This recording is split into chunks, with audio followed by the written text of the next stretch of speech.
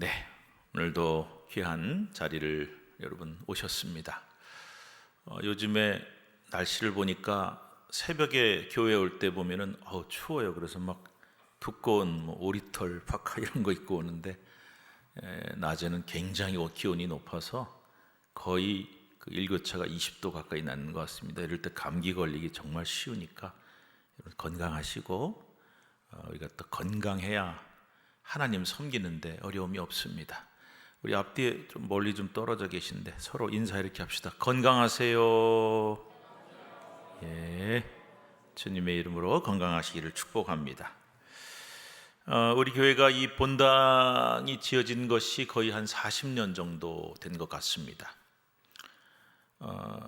제가 그 얘기를 한 적이 있는데 한 30년 어제군요. 그 대신방을 이제 저희 요즘에 교회에서 하는데 이제 끝내고 식사를 하러 우리 교인들 많이 가는 형제갈비 거기 4층에 갔는데 제가 부목사로 신모하던 그 서교동 교회 권사님들이 기도 모임을 하고 거기로 오셨더라고요. 근데 그때 한참 활동하던 권사님들이 이제 나이가 벌써 90이 넘으셨어요.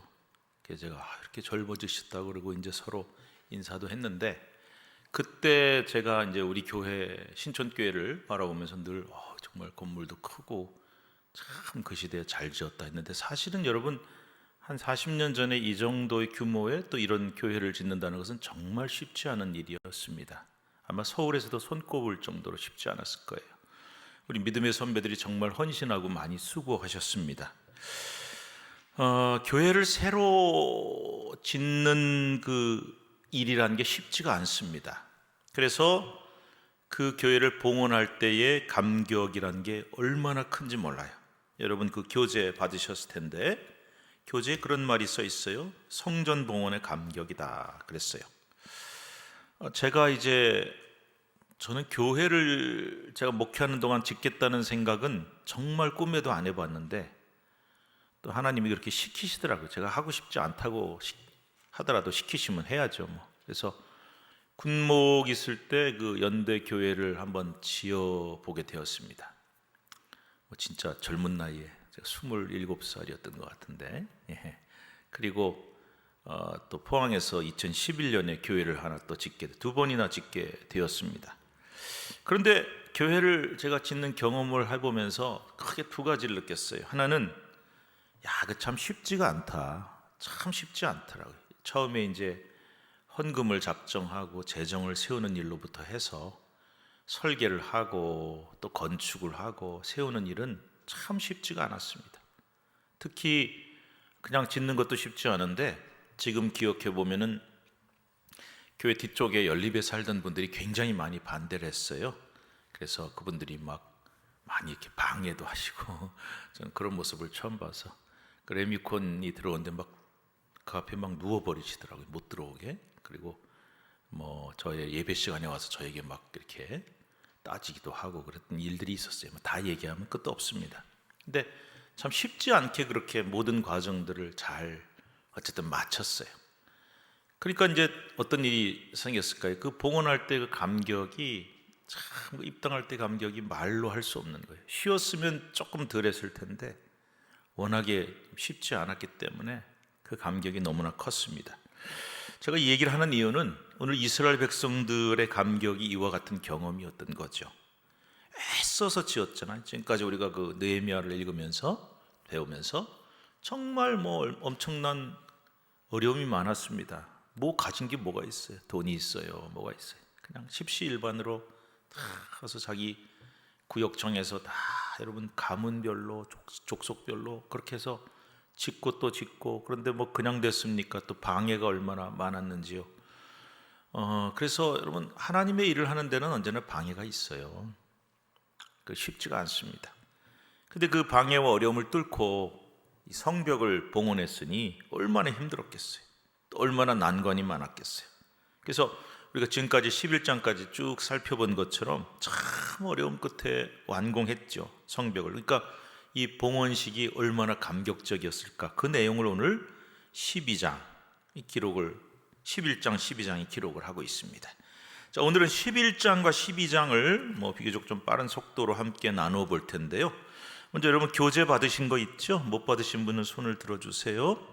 거기 보시면은 크게 이제 제목이 소제목이 이렇게 들어가 있어요. 들어가는 말 방금 했고, 본문 살피기에서 11장, 그리고 11장에 있는 큰 교훈이 두 가지가 있다. 그 다음에 본문 살피기 12장. 그래서 오늘은 11장, 12장 말씀을 함께 나눌 텐데, 11장은 전부 다 명단이에요. 사람 이름이에요. 그래서 여러분 성경 있으시면 한번 11장을 펴보시면은 사실 성경 읽다가 이런 내용 나오면 참 쉽지 않습니다. 어디 사는 누구 해가지고 이름이 쫙 나오죠. 이름은 쉽기는 합니까? 어렵습니다. 누구의 몇 대 손이 누가 어떻고, 그러면 우리는 여러분 성경 읽으실 때 이런 내용 나오면 대부분은 빨리빨리 그냥 읽고 넘어가고 그냥 확 넘어가 버립니다. 그런데 잘 읽어보셔야 됩니다. 족보라든지 사람 명단이라든지 아니면 지명이 쭉 나올 때 많은 크리스천들은 그냥 지루하다 그리고 싹 지나가 버립니다. 근데 읽어보셔야 됩니다. 그 속에 굉장히 중요한 교훈이 있으니까요. 그래서 11장에는 그런 이름들과 거주자들 명단이 쭉 나와요. 그래서 이제 예루살렘 성벽을 지어놨으니 성벽 안에 살 사람이 필요한 거예요.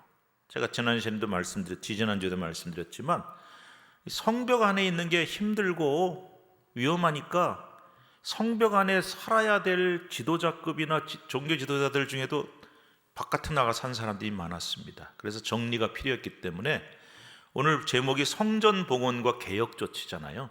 성전도 봉헌했지만 겉에 하드웨어만 만들어 놓으면 되는 게 아니라 거기 들어와 살 사람이 필요하니까 딱 정리를 한 거예요. 느헤미야가 대단한 사람입니다. 그래서 딱 잘라가지고 너희는 들어와 살아라. 너희는 각자 자기 지역에 가 살아라. 이렇게 정리했다는 내용이 11장. 그리고 12장에 가서는 귀환한 제사장과 레위 사람들 명단이 대단히 중요합니다. 이따가 말씀드리겠지만 왜 제사장과 레위 사람이 이렇게 중요한가. 그리고 27절부터 47절은 성전 봉헌식을 방금 말씀드린 것처럼 감격의 성전 봉헌식을 진행하는 것을 볼 수가 있습니다. 자, 먼저 11장부터 살펴보도록 하겠습니다. 11장 해놓고 가로친 1번 예루살렘 거주민의 명단. 그래서 11장 앞부분인 1절부터 24절은 애써 완공된 예루살렘 성벽 내에 거주하게 된 사람들의 이름이 명단이 쭉 나와요. 우리가 지난번에 7장을 살펴봤는데 첫 귀환자들을 비롯해서 당연히 예루살렘 성에 들어와서 살아야 될 이스라엘 백성들인데 예루살렘에 사는 걸 회피한 경우가 많았다, 이 말씀을 드렸죠. 성벽이 없으니까 위험해요. 그러니까 위험을 피해서 다른 지역에 가서 거주한 사람이 많았기 때문에 예루살렘은 그 면적에 비해서 거주하는 인구가 너무 적은 거예요. 그래서 성벽을 다 만들고도 경비를 세울 수도 없을 정도로 인구가 너무 희박했습니다. 그래서 느헤미야가 개혁 조처의 하나로 성벽 재건 공사를 끝낸 다음에 누굴 제일 먼저 오겠냐면 포로 전에 조상들이 예루살렘에서 살았던 사람들, 원래 살았던 사람들. 그래서 스룹바벨과 함께, 스룹바벨 총독과 함께 1차 귀환을 했던 그런 사람들, 그들 중에도 나 옛날에 조상들이 예루살렘에 살았으니까 난 예루살렘에 정착할 거야 했던 사람들, 그 후손들인데 이 사람들은 그렇다면 모든 역사적인 것이나 조상들을 볼 때 예루살렘에 당연히 살아야 되는데 아까 말씀드린 대로 딴 데 가서 사는 거예요. 여기 위험해. 그래서 갔어요. 그래서 이제 예루살렘 성벽을 완공한 다음에 제일 먼저 할 과제가 뭐냐면은 성벽 안에 들어와서 살아야 될 사람들을 뽑는 거예요. 근데 여러분 1절에 보시면 이런 말씀이 나와요. 백성의 지도자들은 예루살렘에 거주하였고 그 남은 백성은 제비를 뽑아 10분의 1은 예루살렘에 거주하게 하고 10분의 1은 다른 성에 거주하게 했다. 이게 무슨 말이냐면은 지도자들은 예루살렘 들어와, 무조건. 지도자들은 예루살렘에 있어야죠. 그리고 남은 백성들 전체 중에 다는 못 사니까 제비를 뽑았어요. 그래서 10분의 1은 성벽 안에 살고 나머지 백성들은 다른 성에 가서 살아라. 근데 여러분 2절 이하의 내용을 읽어보면은 제비가 뽑혔어요. 10분의 1에 들어간 거예요. 그런데 안 좋아해. 여긴 여전히 위험하다. 성벽은 생겼지만은 또 원수들이 계속 호시탐탐 노리니까, 그래서 이주하는 걸 그렇게 기꺼이 생각하지 않은 사람들이 있었던 것 같아요. 여러분, 이 사람들은 영적으로 누굴 뜻할까요? 하나님의 뜻에 순종하기보다 자기 안위나 편안을 추구하는 사람들, 그리고 자기 기준과 자기 만족을 추구하는 사람들, 이 전형적인 가짜 엉터리 하나님 백성. 우리가 하나님의 백성입니다 하면은 하나님 뜻이 먼저잖아요. 근데 우리도 솔직히 살다가 보면 하나님 뜻인 줄은 알지만, 그러나 내 편안함이나 내 이득이나 이런 것을 볼 때 하나님의 뜻이 아닌 걸 택할 때가 있잖아요. 이건 하나님이 인정하지 않으시죠. 그래서 2절에 나온 것처럼 예루살렘에 거주하기를 자원하는 모든 자, 그러니까 기꺼이 거주하기를 원하는 사람들이에요. 그들을 위해서 백성 전체가 복을 빌어요. 야, 여러분, 이런 사람들은 복을 받아 마땅해요. 방금 말씀드렸잖아요. 그런 사람들하고 거꾸로, 내가 비록 조금 손해를 보고, 내가 조금 좀 덜 편안하고, 내가 조금 힘들더라도 하나님의 백성으로서의 정체성을 지키고 하나님의 뜻을 우선시하는 사람들은 복을 받아 마땅하다. 그래서 백성 전체가 축복을 한 거야. 참 잘했다. 교회는요, 지적하는 말보다는 축복의 말이 훨씬 많아야 됩니다. 제가 전에도 한번 얘기를 했었는데, 어떤 기업인이, 경영인이 쓴 책을 보니까 자기의 그 경영 원칙 중에 하나가 아랫사람들을 다룰 때 칭찬 3마디 하면 지적이나 야단은 1마디 했다. 여러분, 우리가 윗사람이 돼보면요, 맨날 좋은 소리만 못해요. 야단도 치고 지적도 해야 되는데 꼭 1마디 할 거면 3마디 칭찬을 했다 그래. 그래서 제가, 교회는 그러면 3마디가 뭐예요? 한 10마디는 복 주고 긍정적인 얘기하고 1마디는 조금 좀 지적할 수도 있고 하죠. 근데 우리가 글쎄요, 자꾸 이제 지적하고 뭐가 옳다 틀리다 그런 얘기를 훨씬 더 많이 하는 것 같아서 교회는 좀 달라야겠다는 생각을 해봅니다. 어쨌든 당장의 자기 안위와 이익을 포기하고 하나님 뜻을 순종하는 사람들은 너무나 귀한 사람들이에요. 그래서 이런 사람들은 우리가 축복을 해야 되고 잘한다고 칭찬해야 돼. 그리고 하나님께서 복을 주실 줄로 믿습니다. 당연히 하나님 복 주셔야죠. 그렇게 애쓰고 수고하고 손해보는데. 자, 그리고 이제 3절에 보면은 예루살렘이 아닌 각기 자기 성읍에 거주한 사람들이 쭉 나와요. 여기서 이스라엘 하고 나오는 것은 평민들을 뜻합니다. 제사장도 있었고 레위인도 있었고 느디님 사람도 있었고 솔로몬의 신하들의 자손도 있었어요. 그래서 그 사람들 이름을 쭉 써요. 그 다음에 4절부터 보면은 예루살렘에 거주하게 된 사람들의 명단을 구체적으로 기록을 하고 있어요. 그 명단은 직분과 출신에 따라 구분됩니다. 성경을 보시면서 제 설명을 들으시면 이해가 쉬우실 거예요. 먼저 4절부터 6절은 유다 자손 중에 예루살렘에 거주하게 된 사람들, 7절부터 9절은 베냐민 자손 중에 거주하게 된 사람들. 그 다음에 제사장. 이상하다. 이스라엘은 12지파인데 왜 유다 지파하고 베냐민 지파만 나오지? 구약 성경에 보면은 남왕국 북왕국이 갈라질 때 북왕국은 10개 지파가 갔어요. 그리고 남왕국 유다는 유다하고 베냐민만 있었습니다. 그래서 그 자손들이 들어가게 된 거예요. 근데 여러분, 참 신기한 게요, 10개 지파니까 훨씬 지파도 많고 인구도 많고 영토도 훨씬 크고, 근데 그 나중에 보면은 수도를 예루살렘으로 할 수가 없으니까 사마리아로 했거든요. 근데 이 사람들은 남왕국 유다보다 훨씬 먼저 아수르에게 멸망을 당하고, 그 다음에 또 어떻게 되느냐, 신기한 일이 벌어져요.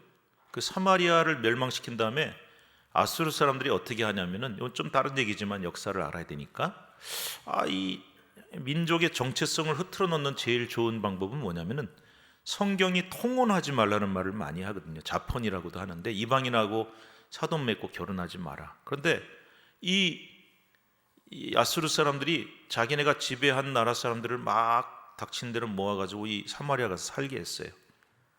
섞여 살다 보니까 결혼도 하고, 그래서 거기에서 이 호녀라가 나오게 되죠. 바로 그들을 사마리아인이라고 부르게 됩니다. 그래서 여러분, 신약에도 보면 사마리아인들, 이거 사람 취급 못 받잖아요. 그러니까 이 사람들은 예루살렘 성전에 들어갈 수도 없고 거기서 제사 지내지도 못하고 하니까 완전 따돌림을 당하니까 자기네끼리 그리심산이라고 그 사마리아에서 이렇게 보면은 에발산 그리심산이 있는데 그리심산에다가 단을 쌓아놓고 거기서 제사하고 성경도 오경만 보고 뭐 이러면서 완전히 사라져버렸어요. 그래서 제가 역사 자료를 찾아보니까 지금도 사마리아인이라고 부르는 사람들의 직계자손 몇백 명 정도 남아있더라고요. 그러니까 완전 민족이 다 없어지고 다 없어진 거예요. 정체성도 없어지니까 신앙도 없어지니까. 그래서 여러분, 다수가 반드시 옳은 건 아닙니다. 10개 지파가 같지만 다 사라져버렸어요. 그래서 어쨌든 이 정체성을 지킨 거는 남한국 유다, 그리고 예루살렘, 성전. 그래서 유다 자손과 베냐민 자손이 4절부터 6절, 7절부터 9절. 그 다음에 10절부터 14절이 제사장, 그리고 15절부터 18절은 레위 사람, 그리고 19절은 성전, 성의 문지기, 성전이 아니라 성의 문지기. 이런 사람들이 이제 예루살렘에 살아야 되니까 그 명단이 쭉 나와요. 그래서 이걸 보면서 대부분의 이 사람들이 지도층이구나. 정치 지도자라든지 아니면 종교 지도자라든지 중요한 직분을 하는 사람, 그런 사람들이 예루살렘 성에 안에 들어와서 살게 되었습니다. 그 다음에 이제 보시면은 11장 25절부터 36절에 또 쭉 명단이 길게 나옵니다. 이 명단은 뭐냐면은 마을과 주변 동네 거주민의 명단, 즉 예루살렘에 거주한 사람들이 아니라 예루살렘 주변 마을, 그리고 주변 동네에 거주하게 된 사람들의 명단이 나옵니다. 그런데 명단에 앞에 나온 예루살렘 명단이 앞에 나온 예루살렘 거주민들처럼 이 앞에 나오는 여러분 예루살렘 거주민들은 사람 이름 혹은 가문 중심으로 명단을 써놨어요. 그런데 지금 얘기한 예루살렘 성 안이 아닌 주변의 다른 동네에 사는 사람들은 이름이나 가문 중심이 아니라 동네 중심으로 어느 동네 이렇게 써 있어요. 그것도 왜 그러냐? 자, 예루살렘 거주민들은 대부분 지도층이었잖아요. 근데 주변 동네에 사는 사람들이 이제 농사짓는 일반 백성들이 많다 보니까 이름이나 가문보다는 지역 중심으로 기록을 하게 된 것이죠. 그래서 지금까지 살펴본 것처럼 11장의 내용은 느헤미야가 딱 정리를 한 거죠. 예루살렘에 와서 들어가서 살아야 돼, 너희들은. 싫어도 들어와. 그런 지도층이 있었고, 백성들 중에 제비 뽑아서 10분의 1은 들어와 살고 10분의 9는 다른 동네 살아라. 자, 이 명단의 교훈이 두 가지가 있습니다. 첫 번째 교훈, 거기 가로치고 1, 첫째 이렇게 돼 있죠? 한번 같이 읽어봅시다. 첫째, 시작. 성벽 안을 채워야 합니다. 성벽만 잘 세우고 재건하면 되는 게 아니라 기꺼이 그 안에 살 사람들을 채우는 것이 더 중요합니다. 교회도 마찬가지죠. 겉만 멋지고 크고 속은 텅 빈 성이 되어서는 안 되지 않겠습니까? 그래서 여러분, 우리 교회가 참 아까도 제가 말씀드렸지만 그 시대에 이렇게 큰 본당을 짓고 또 큰 교회를 지었습니다. 그런데 큰 건물보다 더 중요한 것은 그 건물을 채우는 것이죠. 전도하고 강권해서 사람들을 데려다가 이 빈자리를 채우고 하나님의 집을 채워야 할 줄로 믿습니다. 누가복음 14장 23절 말씀 한번 같이 읽어볼까요? 시작. 주인이 종에게 이르되 길과 산울타리가로 나가서 사람들을 강권하여 데려다가 내 집을 채우라. 이게요, 왕의 아들로도 나오고 혼인잔치 비유인데, 아들 이제 결혼식 한다고 초청장 다 보냈는데 종을 보내가지고 오늘 결혼식 합니다, 오세요. 그랬더니 옛날에 그런 노래도 불렀는데 저는 죄송해요, 못 가요. 그러면서 장가도 가야 되고 밭을 샀는데 그거 나가봐야 되고 소도 샀는데 한번 시험도 해봐야 되고 바빠요, 못 가요. 그래서 그 노해서 이제 길가에 가지고 다른 사람들을 다 데려와라. 요즘 말로 하면은 초청받은 사람들은 좀 그럴듯한 사람들인데 다 거절하니까 쉽게 말하면 어중이 떠중이 같은 사람들 다 데리고 오라 그런 거예요. 그래서 내 집을 채워라, 그 내용이에요. 근데 여러분, 그게 뭔지 아세요? 원래 그럴듯했는데 초청받았는데 끝내 안 온 사람들은 누구냐? 유대인들입니다. 이스라엘 백성들입니다. 그리고 어중이 떠중이 참 별 볼 일 없는 사람들, 죄다 긁어 모아 했던 사람들이 이방인들입니다.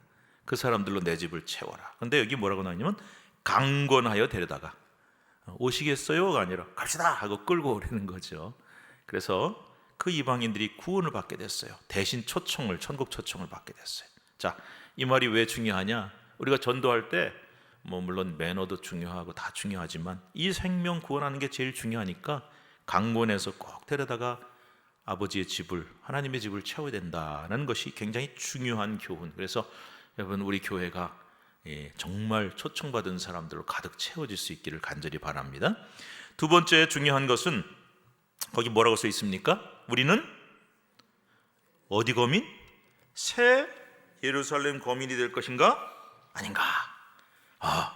여러분, 예루살렘에 거주하게 선택받은 사람들은 아까 누구라 그랬어요? 지도층. 그리고 백성 중에는 겨우 몇 분의 1? 10분의 1밖에 안 돼. 근데 여러분, 이건 이제 예루살렘이고, 새 예루살렘은 어디냐? 성경에서 말하는 새 예루살렘은 천국입니다. 천국 백성이 될 사람들은 누구냐? 소수예요. 그리고 성도 가운데서도 무조건 다 들어간다고 할 수 없어요. 여러분, 우리가 이 사람이 교회를 다녀도 천국을 갈 수 있을까 없을까, 그걸 누가 판단하겠어요? 우리 몰라요. 그런데 주님은 아시죠. 그래서 우리 부모님이 교회를 다니시니까, 아니면 나 어렸을 때 교회 학교 다녔으니까, 아니면 신촌교회 교인으로 등록돼 있으니까 그게 천국행을 담보해 주는 건 절대로 아니에요. 교회를 다녀도 천국 못 갈 사람도 있어요. 우리가 그걸 판단하지 못할 뿐이지. 그러니까 우리는 무조건 선택받은 하나님의 백성이 되어야 됩니다. 새 예루살렘의 거민은 누구냐? 천국 가는 백성이 되자는 거예요. 그래서 특별히 아까 말씀 있었지만 예루살렘에 살아야 될 사람들인데 딴 동네 가서 산 사람도 있었다 그랬죠. 그 사람들은 뭐 때문에 딴 동네 갔어요? 자기 안전, 그죠? 편리함, 이익, 안위, 그것 때문에 예루살렘에 들어와 살아야 되는데 딴 데 가서 살았어요. 우리 세상에 이런 사람들 참 많습니다. 생명이 새 예루살렘에 들어가는 천국이 제일 중요한데 자신의 편리함, 안위, 편안한 삶 등등을 도모하면서 예루살렘에 들어가는, 새 예루살렘 천국에 들어가는 것을 회피하면 영원히 버림받은 백성이 될 수밖에 없어요. 그래서 여러분, 정말 주님의 비유 중에 그런 말씀이 많잖아요. 땅 속에서 보화가 나오면 그 땅을 사야 돼요. 값진 진주를 만나면은 자기 모든 재산을 팔아서 그 진주를 사야 돼. 무슨 얘기입니까? 천국이 그만큼 소중하다. 너의 모든 것을 쏟아부고 올인해서 천국을 얻는 게 제일 중요하다. 오늘 이 말씀을 꼭 기억하시고, 또 우리들뿐만 아니라 다른 사람들도 천국 백성이 되는, 새 예루살렘 백성이 될 수 있는 그런 은혜가 함께 하시기를 바랍니다. 자, 12장으로 넘어갑시다. 12장은 먼저 1절부터 26절 보면은 귀환한 제사장과 레위 사람들의 명단이 쭉 나옵니다. 자, 12장 한번 보세요. 1절. 또 어려운 이름이 또 계속 등장합니다. 1절 보세요. 이름 잘 읽으셔야 돼요. 스알데엘의 아들 스룹바벨과 예수와 함께 돌아온 제사장 쭉 나오죠. 그 다음에 스라야, 예레미야, 에스라, 아마랴, 말룩, 핫두스, 스가냐, 르훔, 무레문. 잘 읽죠, 저도. 근데 이거 여러분 소리내서 읽어보라 그러면 많이 틀리실걸요. 이름이 어렵습니다. 그런데 이 어려운 이름들이 도대체 누구냐? 1절부터 7절에 나온 이 수많은 이름들은 전부 다 제사장 이름입니다. 귀환한 제사장들. 그리고 8절부터 또 보세요. 8절부터 보시면은 레위 사람들은 예수아와 빈노이와 간미엘과 세레비아와 그 다음에 mat다냐 이런 사람들 전부 다 레위 사람들, 가문별로 소개를 하고 있고, 근데 그 중에 8절에 나오는 mat다냐라고 하는 사람은 찬송하는 일을 맡았어요. 찬송하는 일은 아무나 못해요. 레위 사람이라야 돼요. 참 우리 신수찬도 참 수고가 많으십니다. 감사합니다. 우리 교회에서 찬양하는 일은 너무나 귀한 일이에요. 자, 그 다음에 이름 더 어려워요. 9절에 보면 박부갸와 운노 이 사람들은 두 반차로, 두 그룹으로 나눠서 임무를 수행하도록 했습니다. 그리고 10절, 11절은 대제사장 예수아의 자손들을 쭉 소개하고 있습니다. 여러분, 제사장과 레위인과 대제사장 정말 중요하죠. 예루살렘 성벽도 중요하지만 예루살렘이 진짜 중요한 이유는 거기에 성전이 있기 때문입니다. 그래서 성전에서 찬양하고 제사를 드리고 또 그 모든 일을 돕고, 이 모든 일들이 얼마나 소중한지 몰라. 그래서 이 사람들이 이름을 특별히 기록을 했습니다. 예배가 가장 소중한 줄로 믿으시기 바랍니다. 그런데 제가 성경 구약을 여러 곳 읽다 보니까 그 참 재밌는 게 하나 있어요. 다 같은 레위 지파예요. 레위 지파인데 그 중에 아론의 직계 자손만 대제사장 될 수 있어요. 제사장이 되고 아론의 집안 사람이 아닌 사람은 안 돼요. 못 돼요. 나머지는 레위 사람들은 뭐 하냐? 그 중에 또 임무가 다 달라요. 어떤 사람은 제사할 때 옆에서 도와주는 사람도 있고, 제사할 때 들어가는 그 그릇과 기구와 이런 것들이 있는데 그거를 바깥에 이렇게 노출시켜 놓을 수 없잖아요. 그러니까 그거를 그 성전에 있는 곳간에다가 끝나면 또 다 닦아서 정리해서 갖다 놓고, 또 제사 드릴 때 되면 또 갖고 오고, 이것도 누가 했냐? 레위인이 해요. 굉장히 허드렛 일이죠. 또 레위인 중에는 아까 말씀드린 대로 성전에서 찬양을 하는 사람도 있었고 문지기도 있었습니다. 그리고 그 제사 성소 안에 들어가면은 진설병이라고 하는 떡 12덩이가 있는데 그건 매일 구워야 되는데 그것만 또 굽는 사람도 마띠디아라고 하는 사람도 있었어요. 다 레위인. 그래서 제가 보면서 아니 저 같으면 좀 속상할 것 같아요. 같은 레위 지파인데 누구는 폼나게 말이죠. 옷 입고 대제사장하고 누구는 제사장하고. 그래도 좀 제사 돕는 사람 레위는 좀 난데 찬양대는 그래도 좀 괜찮은데 문지기도 해야 되고 짐도 날라야 되고 그다음에 떡도 구워야 되고 이게 쉽지 않아. 그래서 그걸 보면서 이게 어떤 일이 더 귀하냐, 어떤 일이 천하냐, 우리 그런 거 많이 따지잖아요. 직업할 때. 근데 그런 거 없더라고요. 다 내가 맡은 일을 기쁘게 생각하고 대제사장은 대제사장으로서의 사명이 있고 또 문지기는 문지기로서의 사명이 있고, 근데 내 아버지의 집 문지기로 세상에서 천년 만년 사는 것보다 단 하루를 살아도 문지기로 사는 게 저는 행복합니다 하는 고백이 있는 것처럼 참 훌륭하다 하는 생각이 들어요. 그래서 여러분 하나님 앞에서는 빈부격차도 없고 귀하고 천한 것도 없습니다. 그저 내가 맡은 일 감사함으로 충성되게 감당하면 다 하나님이 기뻐하시는 줄 알고 그런 모습들을 이 제사장과 레위인들이 보여주고 있어요.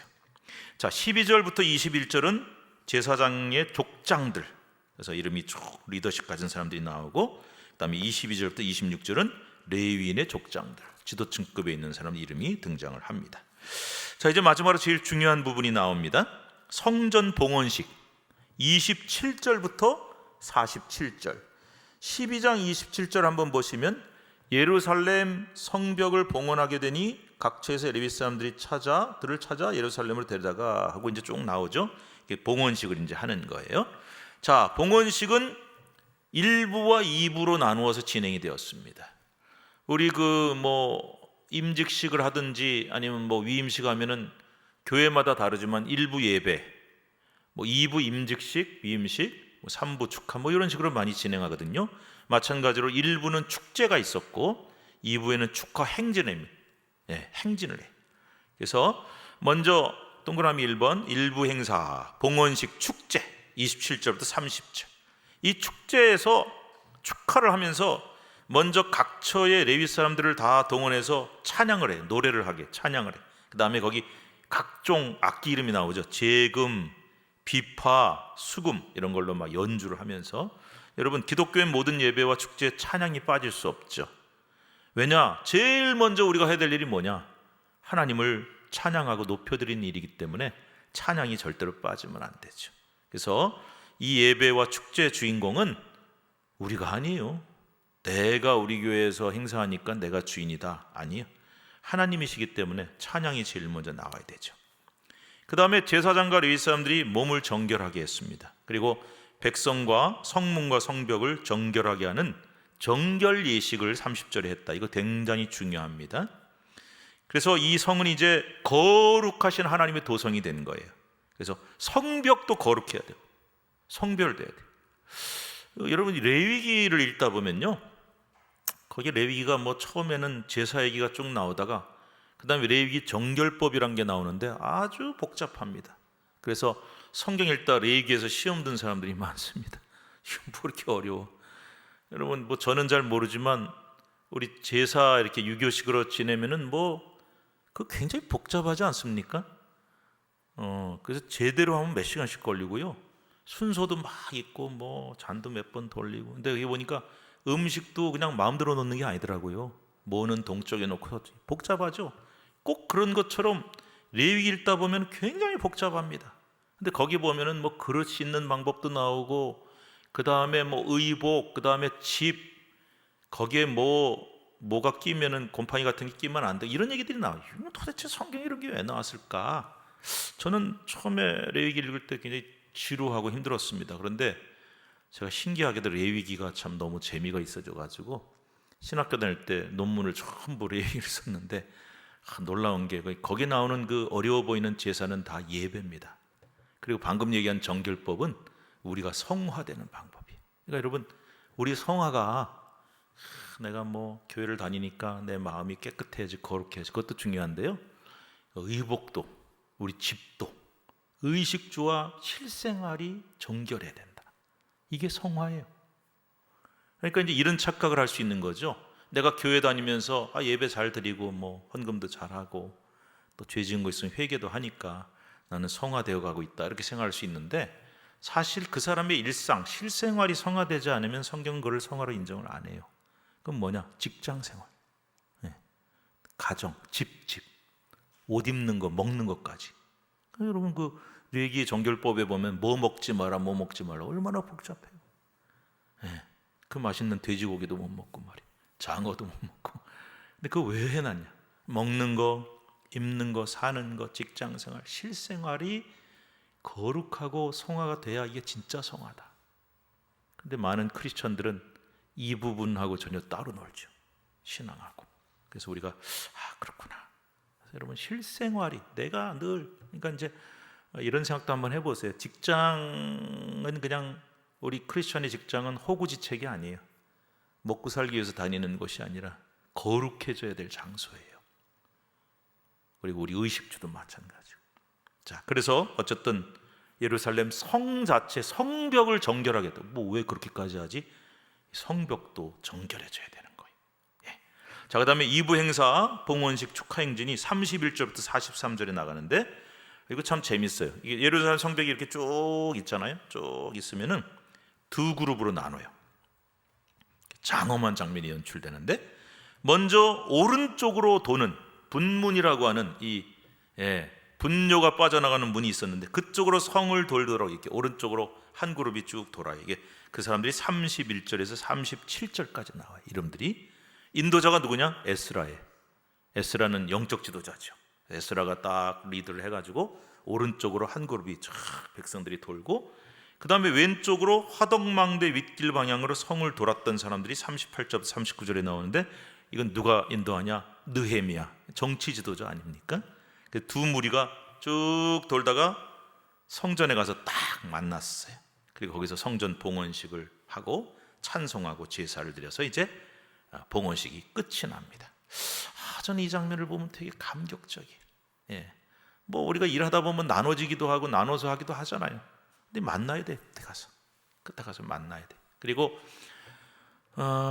교회라는 게 그렇습니다. 성도들이 많다 보면 뭐 성격도 다르고 하는 일도 다르고 특징도 다르고 생각도 다른데 만나야 돼요. 마지막에 가서. 근데 마지막까지 못 만나면 그거는 큰일 나는 거죠. 하나님 영광이 사라지는 거죠. 그래서 제가 이제 지난 주일 날도 부가인교회라는 데 가서 설교를 하는데 그 얘기를 했어요. 열심히 교회를 하는데 성격이 모난 사람들은 굉장히 힘들다. 그래서 제가 농담으로 그랬어요. 성격 안 고칠 거면 열심히 하지 마시라고. 그런 사람들은 열심히 하면 할수록 더 시끄러지고 교회가 힘들어진다. 그랬더니 막 웃더라고요. 농담인데 진담이에요. 뼈가 있어요.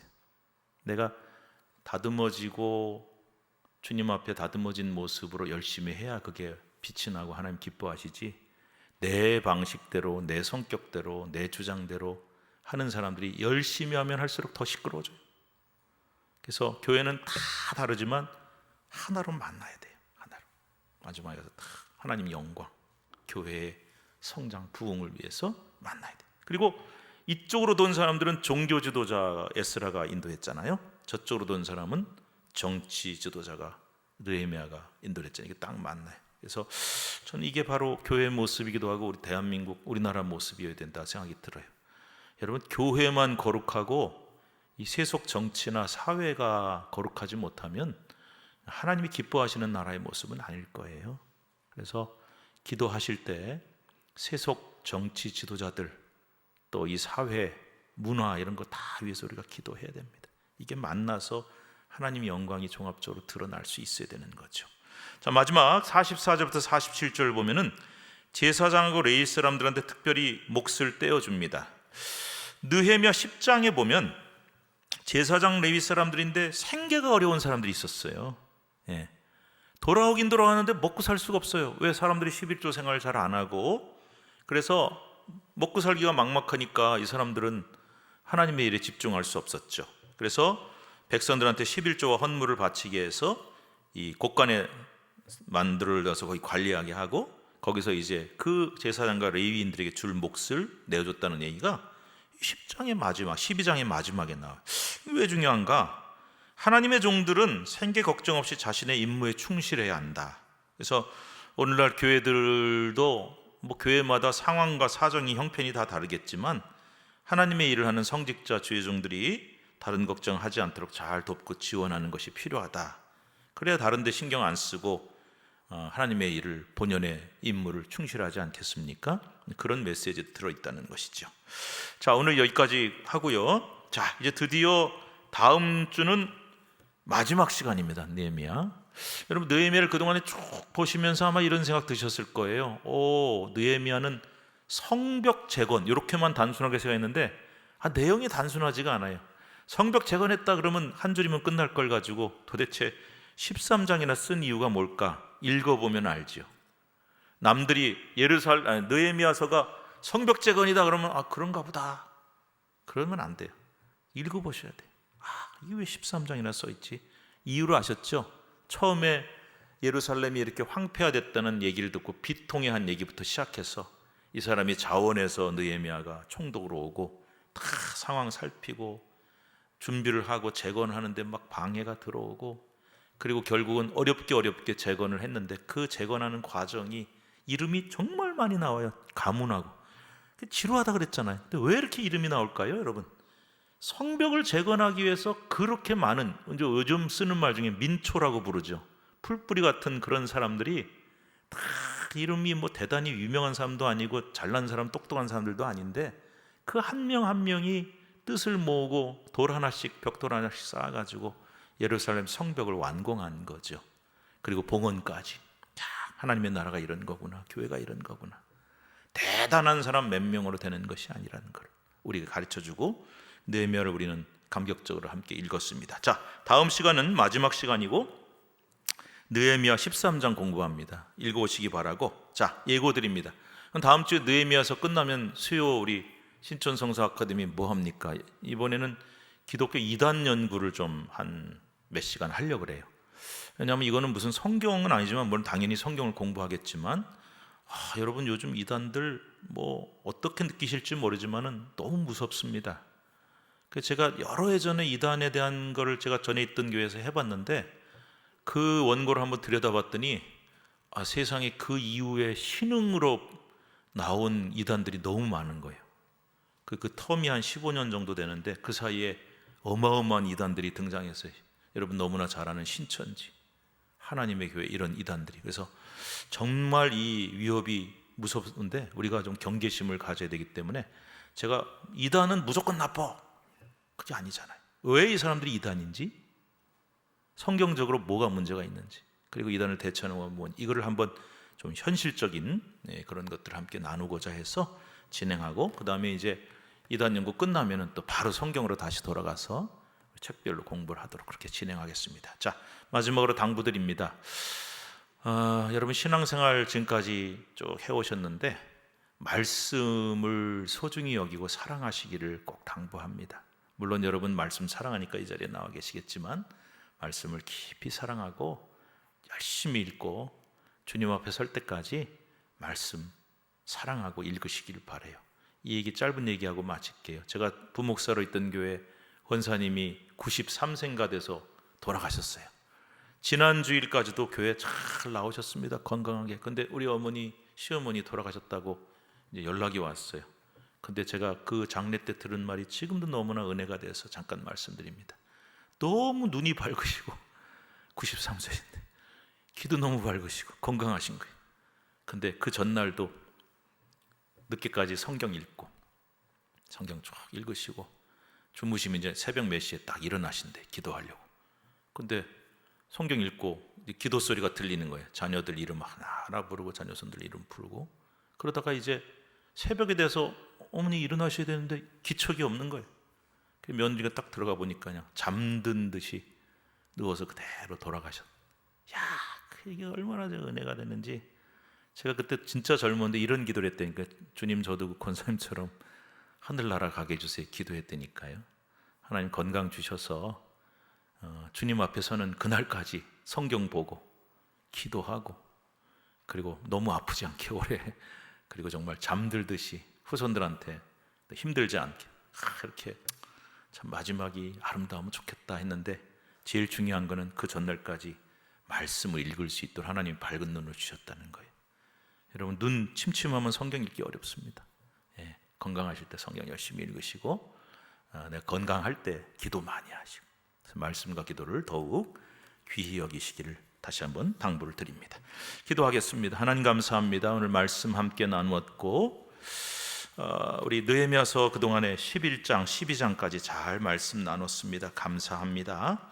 다음 주 13장을 마치고 이 예루살렘 성벽을 재건했던 감격과 과정들, 거기에 이름이 등장하는 느헤미야 같은 유명한 사람, 에스라 같은 유명한 사람도 소중하지만 생전 처음 보는 이름들, 너무나 낯선 민초와 같은 이름들, 그 이름들이 지금도 느헤미야서에 기록이 되어 마치 하늘나라 생명책에 기록된 것처럼 수천 년 이름이 기록되고 남는 것을 보며 우리는 은혜 받습니다.